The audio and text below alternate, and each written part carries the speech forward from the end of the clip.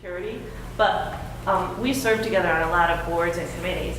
And I recommended her for this because whenever she talks about Circle of Security, it's not like she's just talking about a program.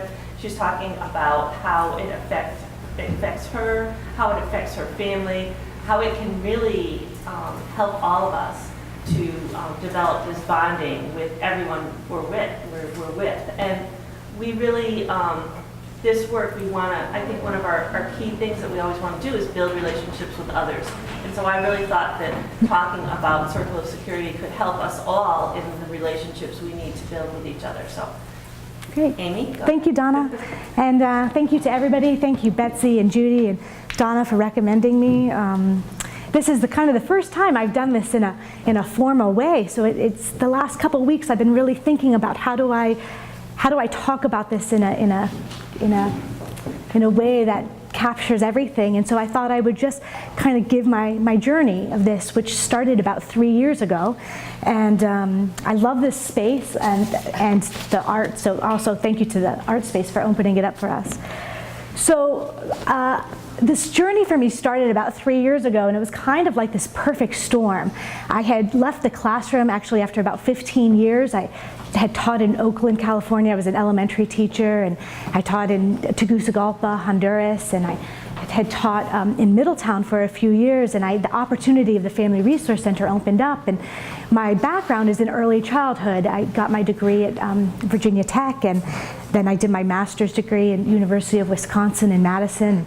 I'd always in the back of my mind realized this importance of this early childhood, and so this was a really natural fit for me to move into the Family Resource Center. And honestly, I was a little burnt out in the classroom. I felt like I was like pedaling and pushing standards and pushing the test, and I was getting disheartened because I couldn't focus necessarily on the kids themselves. And I'd have a kid under their desk the whole day, and I'm like, yeah, but you have to know your multiplication tables. And there was something that wasn't sitting right with me. And so when this opportunity came for me to move, I thought, this is great. I think that we start early and we work with families, and that's a really good way to do it, because I only had those 8-year-olds for 6 hours a day, and then they went home.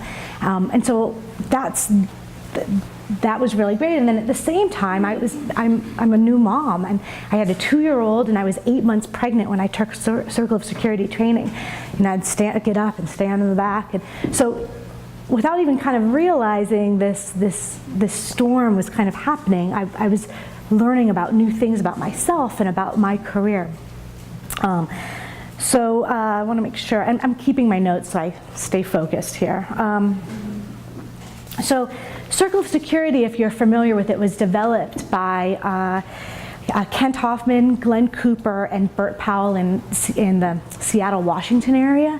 And it was created first as a 20-week parenting program for mothers really who were struggling, almost like they had to go there. They were maybe drug addicted, homeless, struggling themselves, and they found that this was really, really powerful. So they developed actually like an 8-week program that was designed for all parents. And so it's really cleverly, has anybody, maybe I should ask, is anybody familiar with Circle of Security? Oh, great. So it's based on videos that spark discussion. In the first 4 weeks, you watch these videos and you see these interactions and you learn the vocabulary and you learn the language and you watch other people and it's not about yourself. And then the last 4 weeks, it starts focusing more on yourself. And that's where I think it's really, really powerful the way it's done, because it seems like a very simple concept, and I'll describe it shortly. But it really does trigger this idea of where we are in the role of parenting, not just looking at how we manage students' behavior, kids' behavior, or our own kids' behavior, but how we affect that. And so it does it in a very, very clever way. And at first it seems very simple, and now that I have facilitated probably over 8 groups and then kind of selfishly learned more about myself as a parent, because as I'm facilitating it, it's almost like I'm I'm a participant as well. I see how deep and important this is to continuously come back and think about that. So there are several key components of this program that really, really kind of affected me and gave me that aha moment for myself as a parent, as a new parent, and then also reflecting on my work, my many years of working in the classroom, often in very urban, high poverty schools. The first thing is this idea, and I don't think there's any secret to this. I think we all kind of know this, but maybe just to be reminded of it. But the first thing is this idea of self-care. And I've traveled a lot. Clearly, I just gave you my background, and I think about that pilot that says, you put your oxygen mask on first before you assist somebody else. And as for myself, like I know that, but how quickly I forget that when I'm in the moment of high stress and I'm thinking about all of these things and my kid's throwing a tantrum, and it's like I'm trying to help them, but I can't help them until I help myself. And part of Circle of Security is that idea of like first identifying where you are and helping yourself first and putting that oxygen mask on, because we're not going to be able to help the situation if we are falling off the circle, if we are stressed out. The second idea with this self-care is kind of really truly understanding our limitations. During Circle of Security, one of the activities that they ask you to do is think about a circle and think about some key emotions, 6 key emotions: anger, curiosity, fear, shame, sadness, joy. And what they ask you to do is just to think about your childhood and how your primary caregiver, whoever that was, how did they support you in that or not support you in that? Because and it's not like a therapy session. It's not that you dwell on it.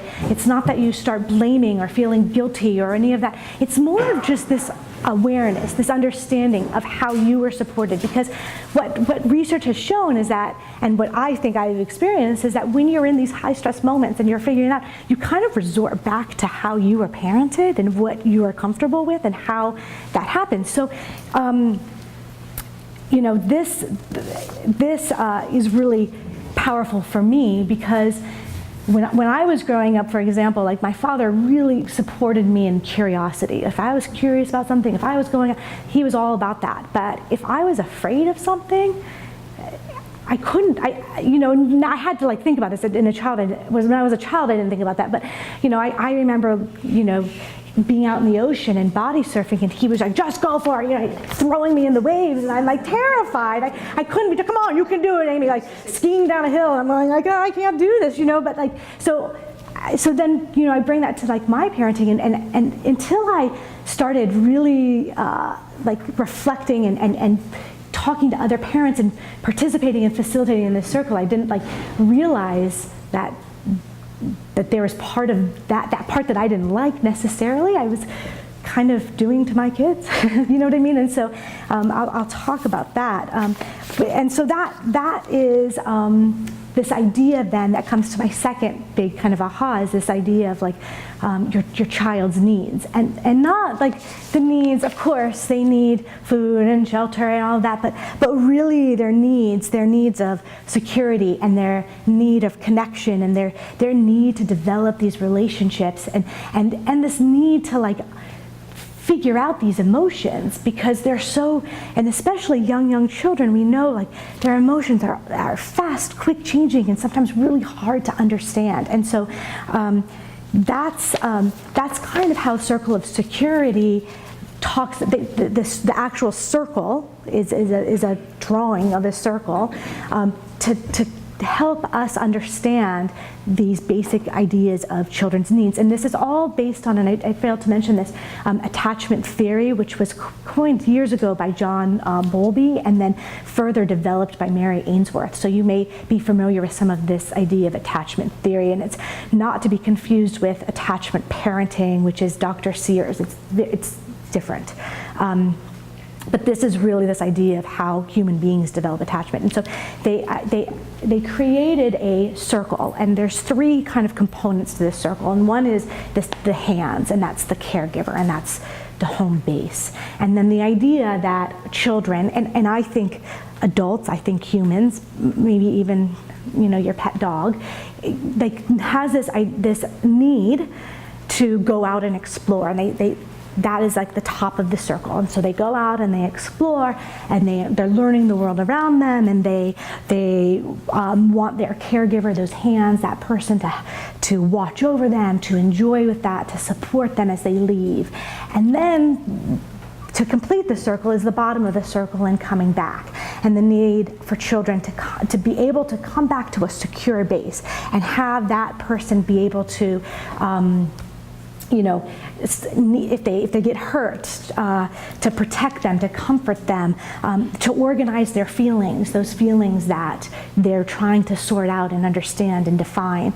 And so that's the simpleness of the circle. You've got your hands, kids go out, they come back, and they've seen this, with little babies, how often within maybe a 5-minute period, and next time you're around a baby, watch, they'll like put their eyes out, they're out on the circle, and then they come back to look at their caregiver, and then they look out, and then they come back, and like meanwhile, there's like all of this circle is happening, right? And then as you get older, it goes out, like I think about, okay, I went to college and then I moved home for a year, and I'm thinking to myself like, all right, so this is my circle was 2 years out, or 4 years out, and then I came back and I stayed, and I still call my mom, I'm still doing that circle, and I think we have that idea of going out and coming back and going out and coming back.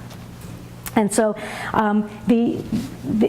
what's also very interesting about this program, and a lot of programs, are these little catchphrases that you hold on to, and then that triggers things. And I've noticed in my working with parents and family daycare providers and teachers that I hear them a year later, 2 years later, 3 years later saying these catchphrases. So this idea of like coming back on the circle is like filling your cup, and this need for not attention. Kids don't necessarily want attention, but they want this connection. And so to help understand that circle. So if we can just get that understanding of our needs, of our child's needs going out and coming back, that's great. Then what happens when one of us when the circle is broken? Right? Because it's going to happen, where you can't always understand that need, or you don't realize that, or you're not aware of that, or something is going on.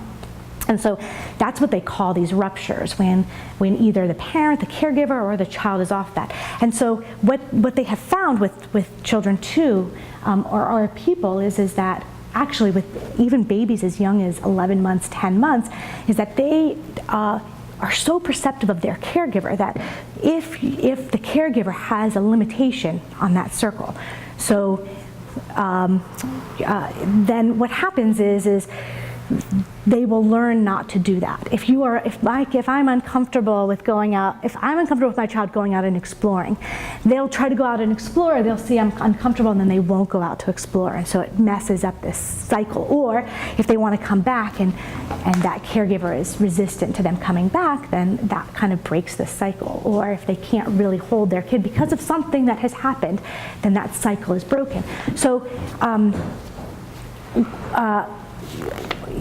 what I finally realized with myself, where my problem was, and it kind of comes back to this idea, I think, of like not being fully, or feeling like I was supported in my fear, is that I'm clearly struggling as a parent with the bottom of the circle, with my kids coming back to me. So here I am now, rewind 2.5 years ago, I have a 2.5-year-old and a brand new baby, and my 2.5-year-old girl is feisty. They said it in the hospital when she was 2 days old. So I'm like, my baby's feisty, but she is feisty. And what was happening was she was having these huge tantrums, and it's like, it's the new baby, it's this, it's that. Well, when I sat back and thought about it, I was like, well, let me just try this circle thing. What was happening was that she was having, like hour-long tantrums. And what I was doing was like pushing her away. And she was on that bottom of the circle needing to come to me. And at that point, she had already, she knew that I couldn't, I mean, there were times where I walked into a room and shut the door and said, no, leave me alone, just stop crying, I can't deal with the crying, but I'm done, it's enough, this is after 45 minutes, I can't do it. And so I said, well, at one point I remember having this tantrum and I thought, well, I want me to hold you. And at that point, there had been these patterns that had already been established, and she would fight back. And I was like, well, I don't know what to do. So I just kept trying, kept remembering my circle and being like, first of all, right, breathing, putting my oxygen mask on, right, acknowledging that I have more control of this than she is, that this makes me uncomfortable. It makes me uncomfortable, but I have to be aware of that. And so once I could do that, and I could sit there and I could do it, and then eventually I could hold her, and maybe she was kicking, and I could hold, and I could just physically bring her in and be those hands for her. But I had to take care of myself first. So eventually this pattern stopped, and I was like, whoa, this is like magic, like this is working. And as soon as that tantrum started, and I started sweating and getting hot and started knowing I was pulling myself away, I just stopped and I said, do you need Mama to hold you? Do you need Mama to hold you? Even though that was going against like this instinctual part of me. And so it has changed, and she has matured and I have matured, but now there'll be times where she'll just say, Mama, just hold me, please. That's all I need, just hold me. And so I was able to like give her that language, be aware of myself, understand her needs. And that was like a really aha, like, oh, okay, I get this now, I'm clear, you know. And of course, we can't do that all of the time, but which is another little catchphrase, is that research shows that if we can do this 30% of the time, then our children will develop this strong attachment, and that will affect them in their further life and building their relationships and their relationships with their partners and their children and their colleagues, and whatever relationship you have, is just having that kind of awareness.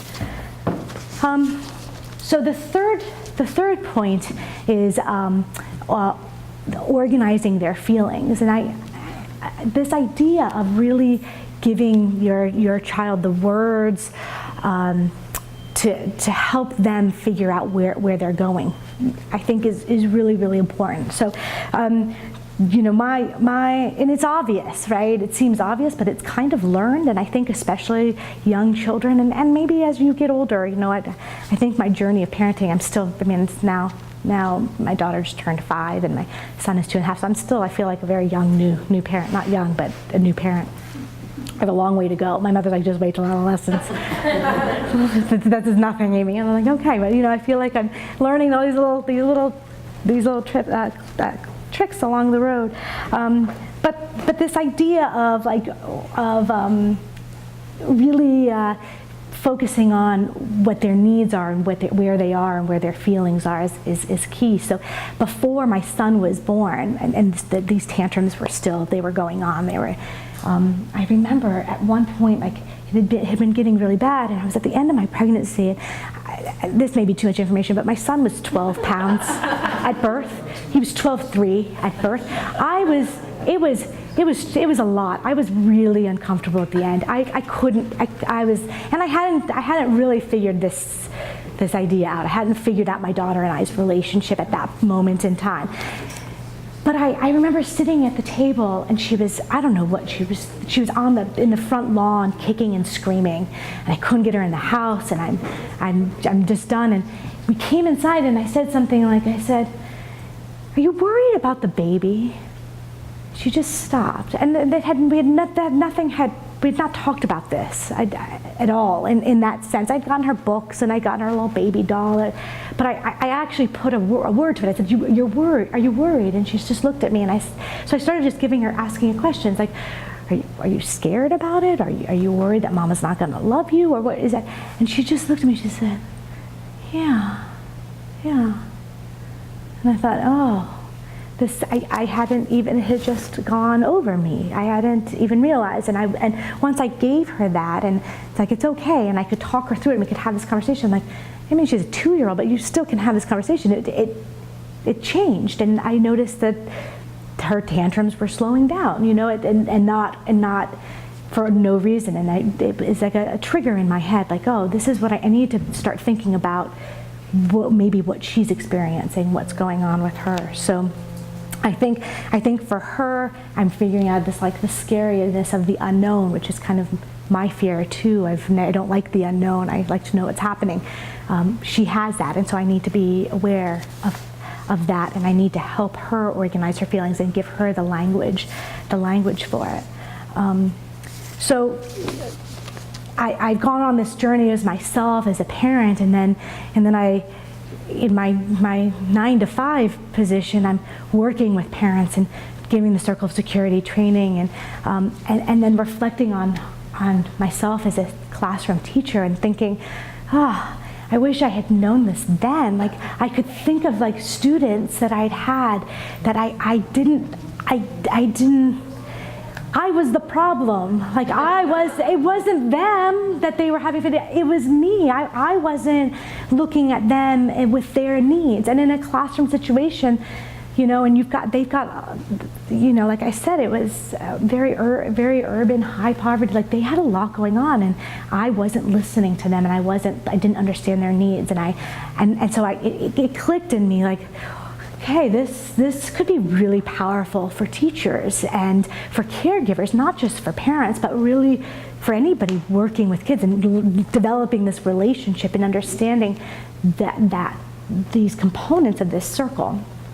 And the more, you know, they go these 3 years, I'm just like, it's like I drank the Kool-Aid. I'm like, this is just fantastic. This is great. I've got to share this. And in Middletown, I'm really lucky because there were a lot of people trained in this program, and a lot of different programs. Our Nurturing Families program, our Early Head Start program, we're all trained in this. And so I kind of started feeling this, like, a movement was happening where everybody was starting to talk, and I was like, oh, if we all have this language, if I walk into a play group and one of my parents is saying, oh, they just need their cup filled, give them a hug, and I'm thinking, oh, they're, like, using the language, or the shark music. And I didn't mention shark music, but shark music is that the way that Circle of Security describes it is they have a little video of walking down to a beach, and it's this really pleasant music, and everything is great, and you get to the beautiful West Coast. I think it's in, like, Oregon or California, and it's like, and then they show the same video, but they have, like, the Jaws theme song, and so then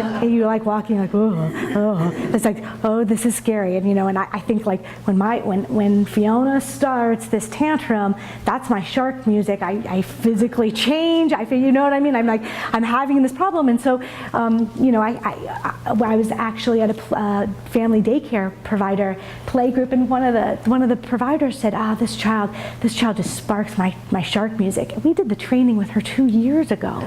It's like, it's sticking. It's giving her this awareness of, okay, so I recognize that's important, and then what can I do to, like,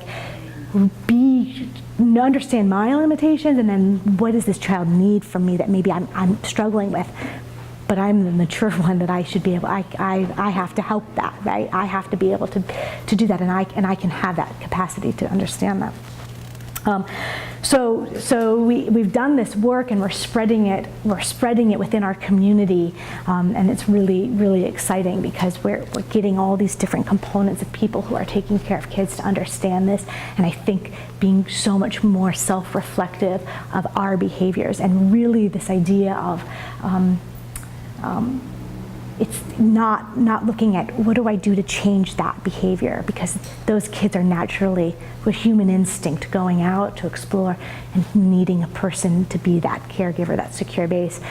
And so it's not like how do we change them, it's how do we look at ourselves so that we can really listen to what their needs are. And I think that's really powerful. And so I'm going to end with that idea of listening, and I think it is. It's not listening to words necessarily, but it's listening to everything, right? It's listening to ourselves. It's understanding where we may struggle or not struggle, or we can be supportive or not supportive. It's listening to the body language. It's being really reflective of what our children really, really need. And so, thank you for listening to my journey.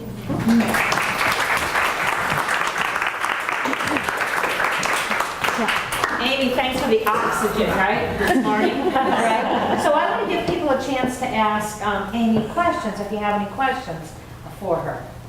You can ask her about her children, too. Well, I just have a question about the format of the training. You said it was 8 weeks.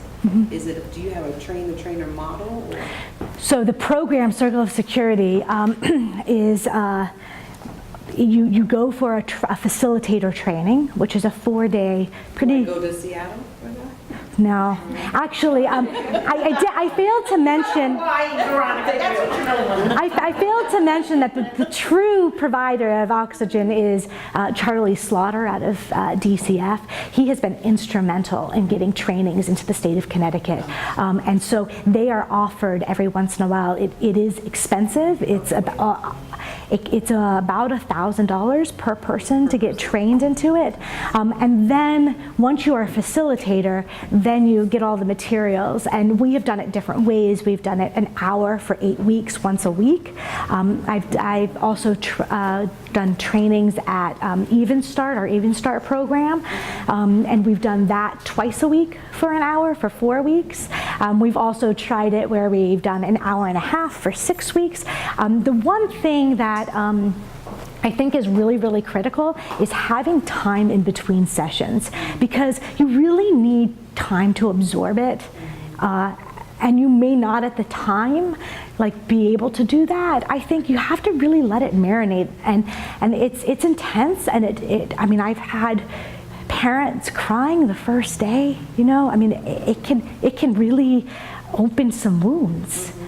You know what I mean? It's when you go back and start thinking about that, that's really hard, but also critical, right? So that's this idea. There's no blame, no guilt, no, you know, you just have this awareness, be there, and yeah. So I know that Charlie Slaughter is trying to secure funds in the state to get DCF workers trained in this so that they can work with their clients. So keep your ear out. There will be trainings.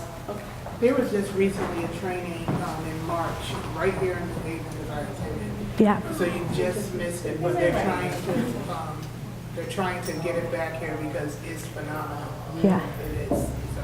Yeah, sure. And I think after I did the training, I wasn't even so I went right on maternity leave. Right? I did the training, I went on maternity leave, and then I came back, and then we started facilitating. And I feel like every time I facilitate a group, I learn so much about myself, about the participants. It just like I said, it's you know, you dig a little hole and then realize there's this cave underneath of things, you know. So yeah.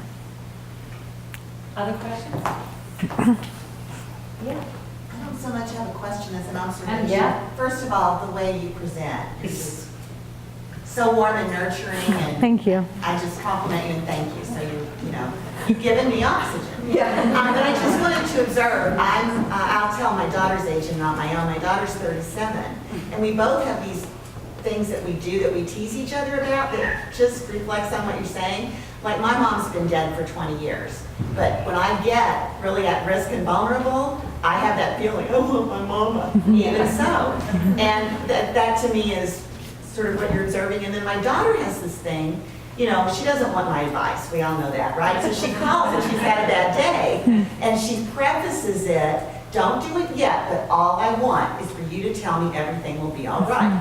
So that's my cue. I'm not supposed to say it. So then she goes and she does her thing. I listen. I want so badly to give advice, and I don't, and I go, everything will be all right because he will be all right. So it's really the same thing. And it That never comfort. stops. She just wants that comfort, right? Yeah. I'm sorry? So she just wants that comfort from you. She She doesn't. knows she's in charge, and she doesn't want me to be. So yeah. Yeah. But it really is profound. Yeah. I knew a little bit, but I appreciate your delivery because it made it more personal and real. So thank you. Yeah. Thanks. I feel like I'm deep in it. Yeah.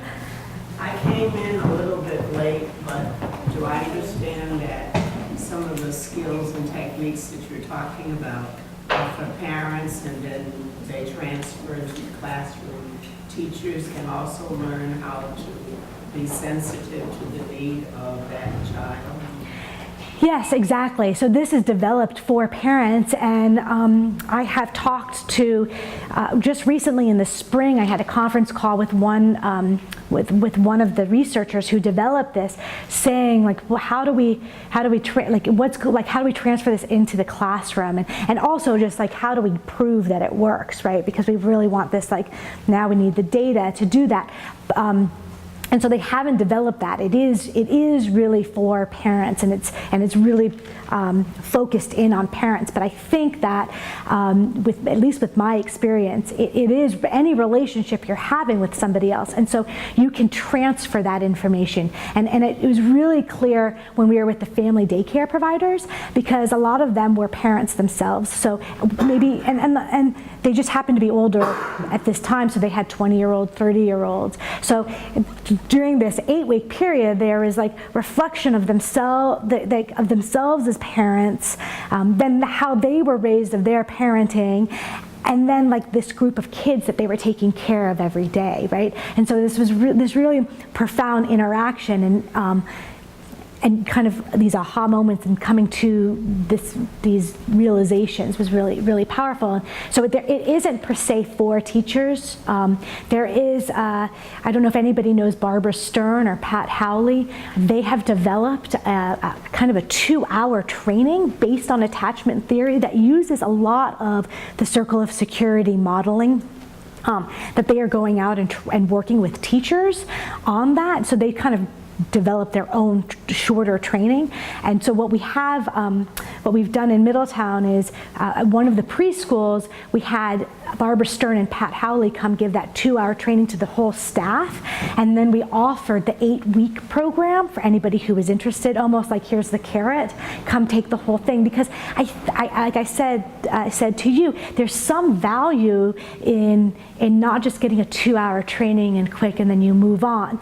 I think one of the benefits of this is that the time in between, where you think about it and you go home and explain it to your husband, or you explain it to your friend, and then you start thinking about it. And so that we've tried that, and the teachers who took that, I mean, there's limitations because they've got a group of 10 kids in preschool, and so they're like, well, how do I do this? How do I attend to just one child's need?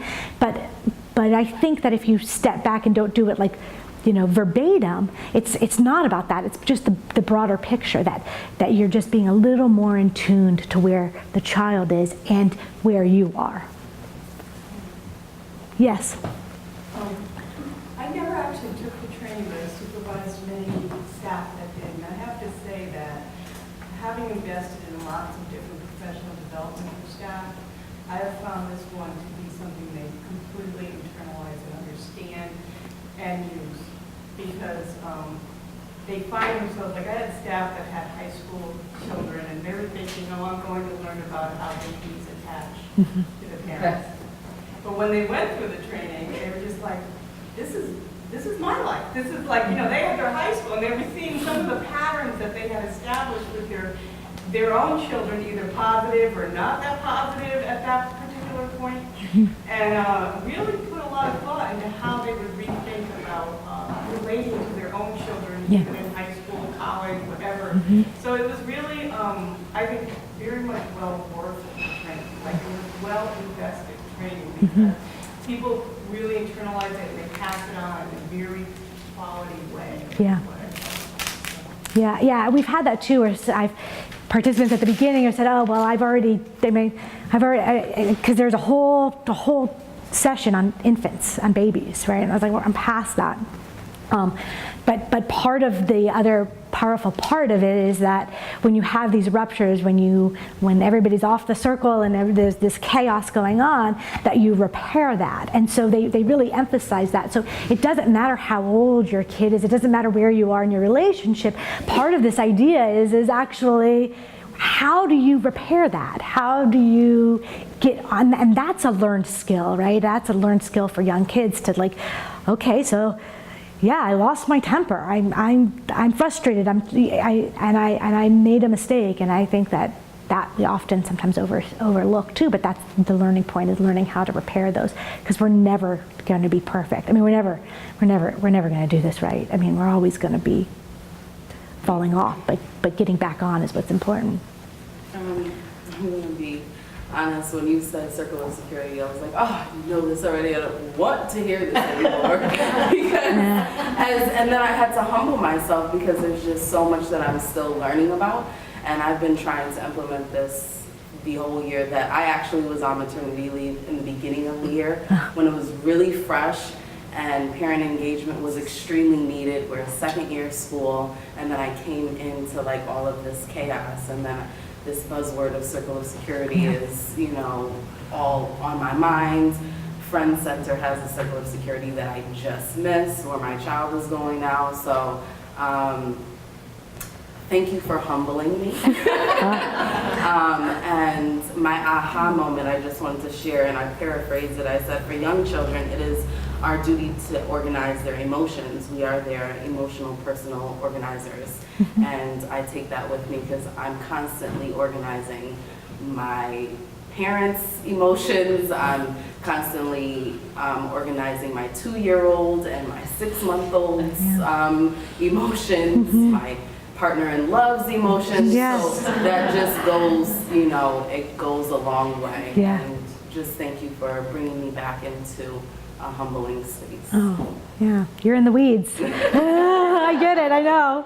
Yeah, no, it's true. We have to be, it has gotten a lot of buzz, but it is, which I'm kind of glad that Judy didn't put circle of security on it, on the title. I was like, I don't have secrets, I don't think. I think that a lot of this we know, but it is humbling, so. But going off of that, because I wasn't able to do the training, next week I'm just going to do just a simple like open space for parents, just bringing that coffee, bringing that discussion, and letting them kind of just opening it up. And hopefully it'll spark some more kind of just more growth and more engaging them in a different way.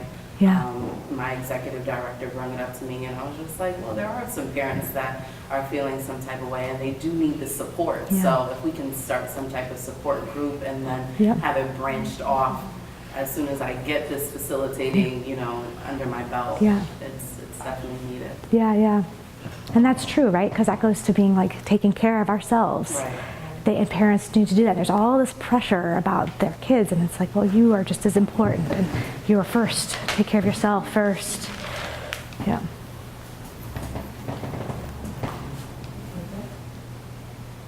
Okay. Amy, again, thank you. Sure. So,